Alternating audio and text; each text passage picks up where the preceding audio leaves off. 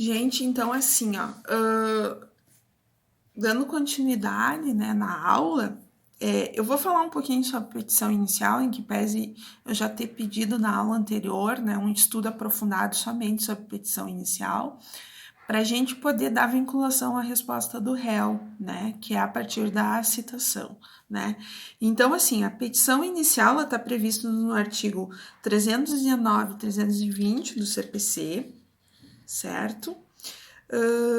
E ela se dá, então, com o protocolo e despacho inicial, né? Antes, no CPC anterior, só era considerada distribuída a ação no momento do despacho inicial do juiz. Agora é no momento da propositura, ou seja, do registro dela e da autuação no juízo competente. Então, a partir daí, então, se dá a distribuição da ação, certo? Tem certos requisitos que precisam ser comprovados, que vocês já fizeram, né? O estudo, mas aqui eu vou me ater a alguns pontos principais relacionados à petição inicial, certo?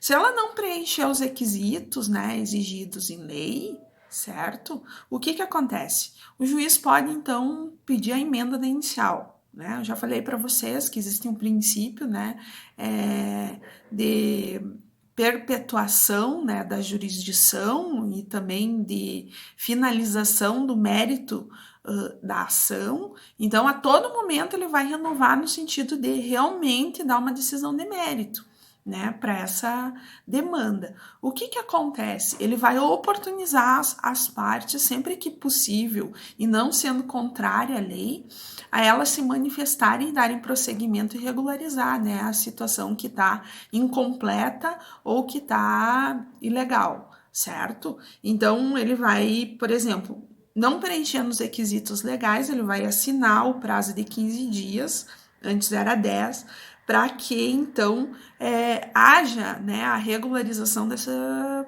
petição inicial, no caso, numa emenda inicial, tá?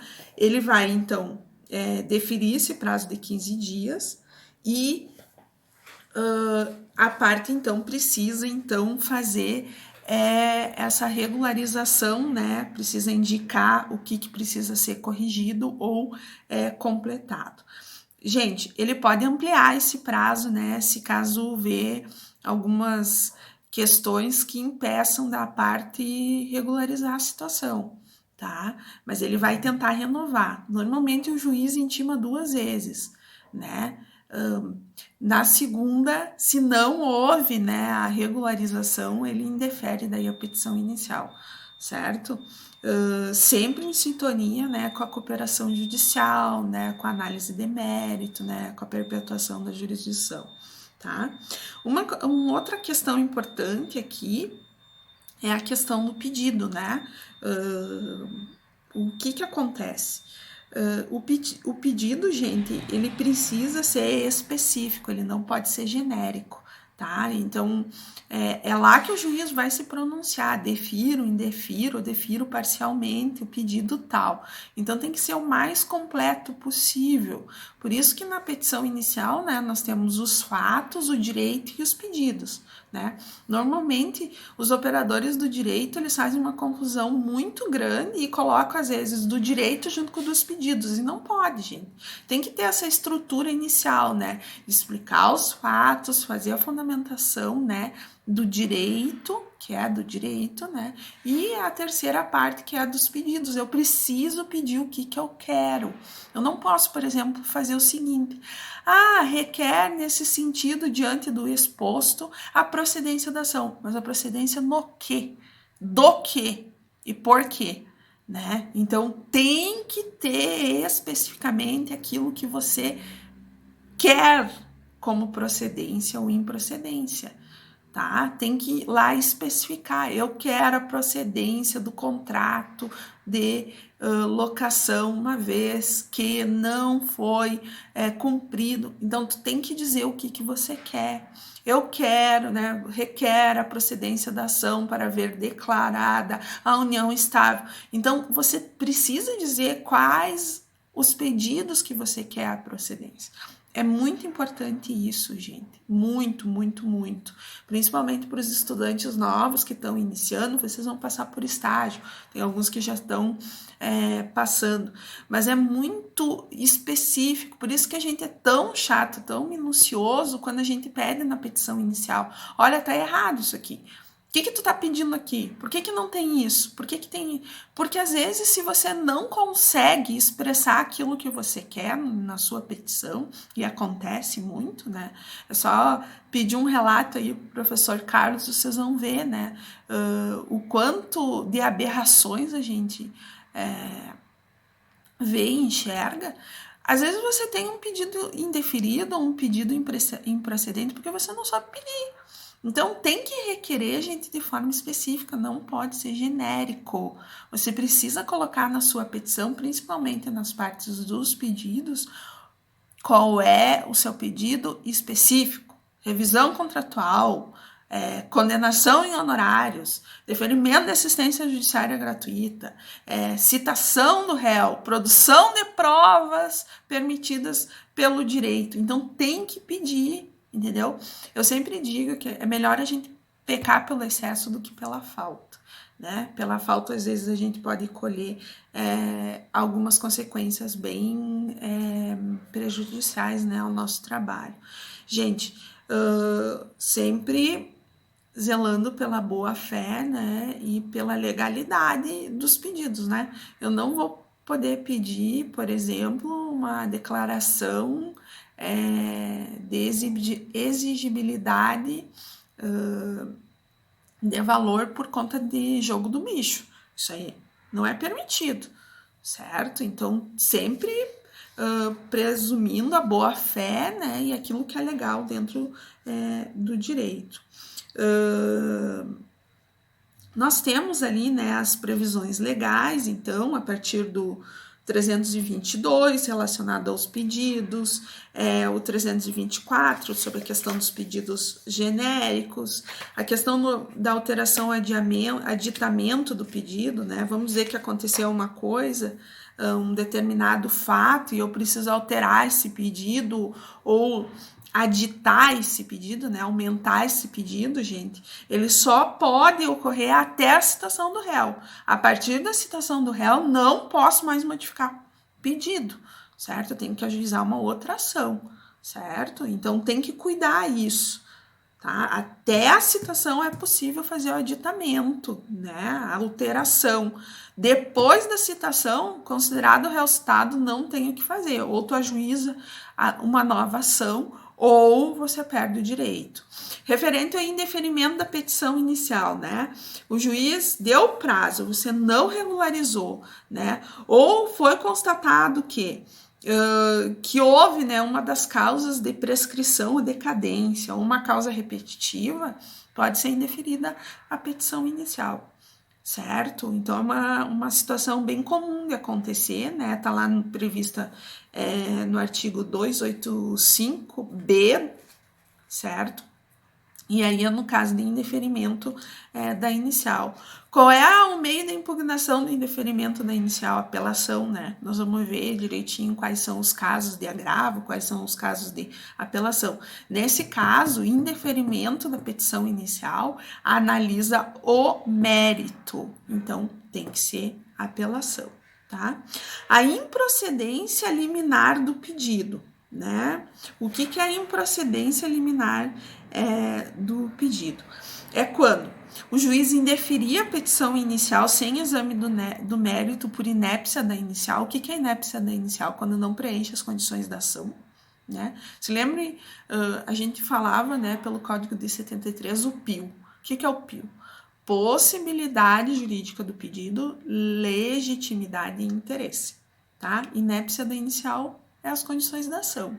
Não havendo as condições da ação, o juiz pode indeferir a petição inicial sem exame de mérito, tá? E indeferir a petição inicial com exame de mérito no caso de prescrição e decadência e causas repetitivas, certo? Prescrição é quando prescreve o processo, né? O direito processual. E a decadência é quando decai o direito material, certo? Então, prescrição, processo, decadência, direito, né? Não podemos deixar de fazer essa diferenciação. Causas repetitivas, né? São aquelas em que há, então, uma repetição na análise, né, da ação, né, como eu já expliquei para vocês, e que o juiz pode indeferir, né, a inicial liminarmente, né. Tem uma situação que foi ajuizada uma ação coletiva que vai trazer consequências para erga omnes, né, contra todos, então ele pode indeferir, né. Acontece muito, né, quando há um incidente de demanda repetitiva, né, um direito que abrange a população de uma forma geral, e as pessoas, ao invés de respeitar aquele incidente, pegam e ajuizam ações individuais. Por óbvio que o juiz, constatando que se trata da mesma matéria, vai indeferir, porque uma vez tem um incidente de demanda repetitiva, certo? E para todas as questões ali, né, referente à petição inicial, só relembrando, né, para vocês, e eu fiz essa revisão para a gente entrar, então, naquilo que é a consequência da citação, que é a resposta do réu, certo? A resposta, então, do réu se dá pela contestação, tá? Alguns chamam de defesa, mas é a contestação, né? Ele precisa responder isso no prazo de 15 dias, né? A contar do quê? No momento que é acostado o ato citatório no processo. Por exemplo, o juiz mandou citar por AR, né? Por correio. No momento que é acostado no processo, né? Juntado esse comprovante do AR, é que começa, então, a contar o prazo de 15 dias. Foi citado por o oficial de justiça, no momento que é acostado o mandado do oficial de justiça. Foi citado pelo escrivão, ele compareceu no cartório e foi citado a partir do momento da certidão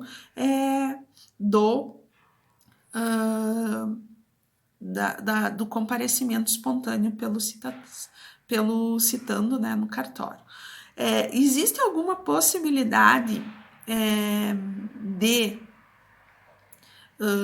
não iniciar esse prazo? Sim, gente. Por exemplo, é muito comum agora, principalmente porque nós temos, né, mecanismos consensuais, né, de resolução de conflito, a mediação e a conciliação, o prazo de citação contar a partir da audiência de conciliação ou da sessão de mediação, certo? Então, isso é uma exceção que nós temos à regra, né? A não ser quando a pessoa pede a dispensa da audiência de conciliação e da sessão de mediação, a parte, então, vai se dar por citada no momento que acosta, né, o mandado no processo, ou o AR. Mas, no caso de haver a sessão de mediação ou audiência de conciliação, o prazo só passa a contar no momento em que é realizada a sessão ou a audiência, certo? Vamos dizer que por algum motivo de doença o réu não compareceu e foi reagendado. Só depois da audiência reagendada. Que o réu não foi conseguido ser notificado, ser citado a tempo. Também, somente depois, certo? E vamos dizer que o réu recebe a citação e não consegue comparecer por um motivo justificado. Também, gente, só no momento que ela é realizada e ao comparecimento do réu, tá, é que começa a contar, né, não havendo acordo, que começa a contar o prazo de contestação. Mas o que acontece, por exemplo, se ele foi citado e não compareceu? Se for regularizada a situação, né? Se foi verificado que ele foi citado no prazo legal e que ele não compareceu porque não quis, gente, tem duas consequências. Vai começar, né, a contar o prazo da contestação, e a outra consequência é o não comparecimento é considerado ato atentatório contra a justiça, e ele vai ter que pagar multa também no final do processo. Certo? Então tem que cuidar essas questões aí. Não, eu não vou comparecer, eu não quero. Não, não é assim. Tem que comparecer, nem que seja para dizer lá, eu não quero acordo, tá? Então ele tem que comparecer, certo? Gente, quando haver o litisconsórcio, o que é o litisconsórcio, né? Quando haver mais de um réu, certo? O termo inicial vai contar diferente de um para o outro, né? Porque vai ter tempos de citação diferente do outro, certo? Então, tem que averiguar essa situação aí. Uma outra questão também é o seguinte: se eles constituem o mesmo advogado, somente prazo de 15 dias. Se eles constituem advogado um diferente do outro, aí sim, certo? Pode haver prazos diferentes de respostas para cada um, tá? Sempre observando, gente, que se um não apresenta contestação e o outro apresenta, é nos 15 primeiros dias, certo? Que vale. É homologada a desistência e se o outro não apresentou a contestação, ele pode até ser prejudicado por causa disso. Então, tem que cuidar no momento que o teu cliente foi citado, apresentar a citação dentro do prazo, certo? Gente, na contestação agora o momento oportuno que eu tenho, antes era feito em peças apartadas, né? Eu tinha, por exemplo, o incidente de impugnação do valor da causa, o incidente de incompetência, né, ou de suspensão, e a incidente de impugnação da assistência judiciária gratuita. O CPC de 2015 simplificou esses processos e colocou como primeira oportunidade de você arguir essas questões na contestação, tá? Então, você faz lá um tópico na contestação, né, e que vai arguir a impugnação do valor da causa, tá? A alegação de incompetência, certo? E a revogação da justiça gratuita, né? Impugnação do benefício da assistência justiça gratuita. Então, é na contestação que você tem a primeira oportunidade de fazer essas impugnações. Gente, são mecanismos de defesa, né? São muito importantes. Por exemplo, impugnação do valor da causa, qual é a consequência direta? Vamos dizer que o valor da causa era o valor venal do bem e a pessoa botou o valor da alçada. Isso vai ter consequência direta depois lá, se ela não for beneficiária da assistência judiciária gratuita, teus honorários sobem, né? Se for sobre o valor do bem, ela botou sobre o valor de alçada. Então tem uma diferença. Da incompetência, a mesma coisa, né? Vamos dizer que o juiz não é o competente para a causa e, né, tem que impugnar a competência certa, até a questão de custas processuais, né, despesas processuais. E a terceira, a revogação da justiça, né? Vamos dizer que foi concedida e a pessoa tem condições de pagar. Isso vai ter efeito depois lá nos teus honorários, certo? Também tem a questão ali, gente, do artigo 338, né, que o réu pode alegar, né, em contestação a questão da ilegitimidade, certo? Então, como é que se dá, né? Vamos dizer que o réu é ilegítimo para responder aquela ação. Ele vai apresentar a contestação, vai alegar, né, a sua ilegitimidade e o juiz, então, vai oportunizar o autor, no prazo de 15 dias, alterar a petição inicial por substituição do réu, certo? Então, para tentar evitar maiores prejuízos processuais, certo? Então, tem que oportunizar a parte a revogar, né? Mas daí o réu tá alegando a sua ilegitimidade, né? Ele foi citado e o réu alega a sua ilegitimidade. O juiz dá a possibilidade da parte aceitar ou não referente à continuidade do processo, tá? Incumbe ao réu, na ilegitimidade, indicar o sujeito passivo legítimo da ação, tá? Então, tem que nomear aí quem é o legítimo, certo? Indicar, não é nomeação à autoria, que é um processo de intervenção de terceiros. Ele indica na própria impugnação, né, nessa apresentação de legitimidade, quem é o legítimo, certo?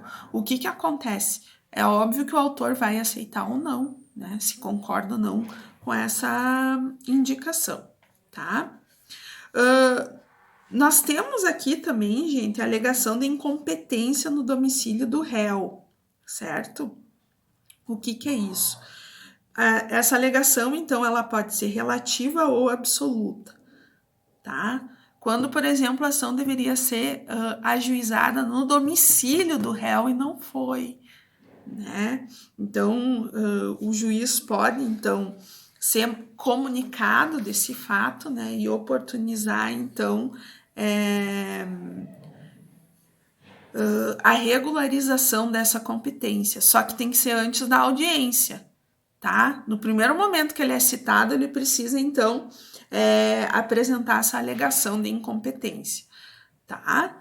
Havendo depois, daí vai ter que impugnar em sede de contestação, ele vai ter que contestar toda a ação para daí o juiz analisar, né, preliminarmente essa situação. A outra questão, gente, que pode acontecer dentro da própria contestação é a reconvenção, tá? É uma outra figura bem usada, né, dentro do processo civil. A reconvenção no Código de Processo Civil de 73, ela era feita em peça apartada. Agora, né, com o Código de Processo Civil de 2015, ela é feita logo após, no final da contestação, antes dos pedidos, né? Então, o que é a reconvenção, né? É quando o réu propõe, então, pretensão própria de algum crédito que ele possui frente ao autor, né? Vamos dizer que houve um acidente de carro, né? O autor ajuizou uma ação requerendo pagamento, né, de danos morais, materiais, né? O réu é citado na citação, né? Depois na contestação, o réu vem e diz que ele já fez um adiantamento dos danos materiais no valor de R$1.000 e comprova por recibo, isso ou por depósito, né? Então, esse é um pedido de reconvenção, ou seja, no momento que for declarada, por exemplo, o direito do autor, o juiz declara também o direito do réu em ter esse valor abatido da ação, tá? Então, a reconvenção, ele é um pedido quando o juiz tem, quando o réu tem, então, algum crédito frente ao autor, para não ter que ajuizar uma outra ação de reconhecimento, de crédito, ele faz o pedido de reconvenção no mesmo processo. Gente, sempre lembrando, é como se fosse um pedido, então vai ser dada vista para o autor precisa responder esse pedido de reconvenção, né? E após o juiz vai analisar. Por óbvio que é como se fosse uma situação de mini processo dentro do processo principal. E vai também ter possibilidade de feitura de prova, né, juntada de documentação, para que, então, em sede, né, de reconvenção, o réu tenha o seu direito reconhecido ou não, tá? Gente, a revelia, né, então, qual é a consequência direta, né? Presume-se verdadeiros os fatos narrados na inicial, por óbvio que o juiz vai nomear um curador a lide, né? Mas se presume verdadeiro. Então, até em sede de prova, né? A pessoa que é revel, ela, na verdade, é um prejuízo, porque o autor vai fazer a prova que ele quiser, né? Óbvio que o curador pode contestar, mas não havendo manifestação do réu, é mais fácil também provar a presunção de veracidade dos fatos. A alegação de impedimento, né, e suspensão do juízo, o que é? É quando existe uma das causas de impedimento ou suspensão, tá? Tá lá previsto no artigo 144 do CPC, né?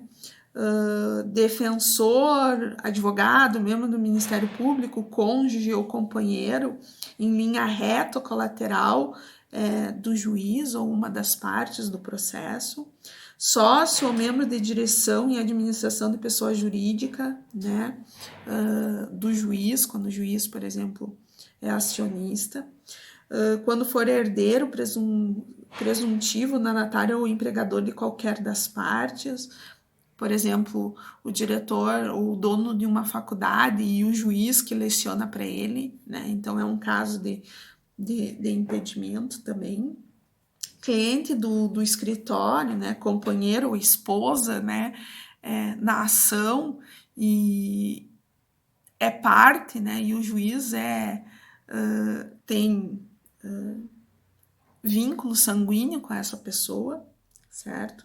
Então, tem os casos específicos ali no artigo 144 e 145, né, da suspeição, que é apresentada em sede de contestação também, né, na primeira oportunidade. Então, é interessante fazer uma leitura do artigo 144 e 145 do CPC, tá? Sempre, né, já falei para vocês, então, que haver a suspensão ou impedimento, o processo então vai ser suspenso até a análise desse pedido, né? E no momento em que for decidido, ele volta a correr. Professora, mas pode haver a alegação de incompetência ou suspensão e o processo não ser suspenso? Sim, vai depender da situação. Pode haver, gente. Mas assim, de praxe, o juiz pega e suspende, para evitar prejuízo a ambas as partes e até porque depois, se for considerado, né, suspeito ou impedido, né, não ter que repetir novos atos processuais, certo? Até porque, se reconhecida a suspensão ou impedimento, os atos são considerados nulos, né? Então, volta daquela última fase do processo, certo? Então, normalmente se suspende, tá? Eu vou terminar esse primeiro bloco, esse outro bloco aqui. Depois, então, eu vou falar sobre o julgamento do processo nos estados em que ele se encontra, né? Conforme o estado do processo, certo?